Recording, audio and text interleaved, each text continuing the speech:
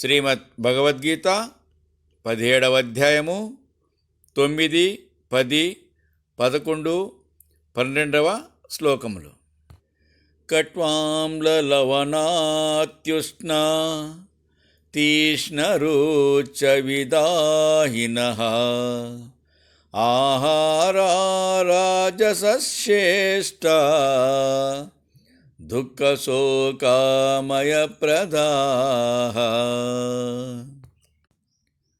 అతి చేదు, అతి పులుపు, అతి ఉప్పు, అతి వేడి, అతి కారమునైనవియు దప్పి కలిగించునవియునగు ఆహారములు రాజసికులకు ఇంపితమై ఉండును.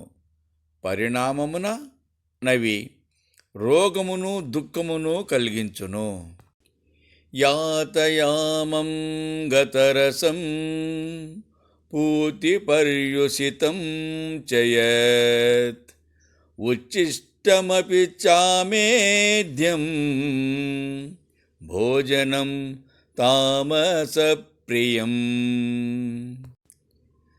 జాము క్రిందట వండినదియు రసహీనమైనదియు చెద్దిపడి పాసిపోయినదియు ఎంగిలి అయినదియు నిషిద్ధమైనదియునగు ఆహారము తామసికులకు ప్రియమైనది. అఫలాకాంక్షిభిర్యజ్ఞో విధిదృష్టో యయుజ్యతే యష్టవ్యమేవేతి మనః సమాదాయ సాత్వికః.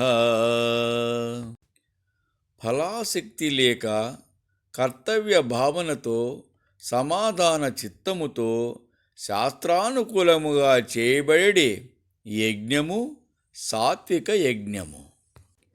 అభిసందాయతు ఫలం దంభాతమపి చైవ యత్ యుజ్యతే భరతశ్రేష్ఠ తం యజ్ఞం విద్ధి రాజసం. ఫలము ఆశించి కాని మెరమెప్పులకై గాని చేయబడి యజ్ఞము ఓ అర్జునా రాజస యజ్ఞమని గ్రహింపుము.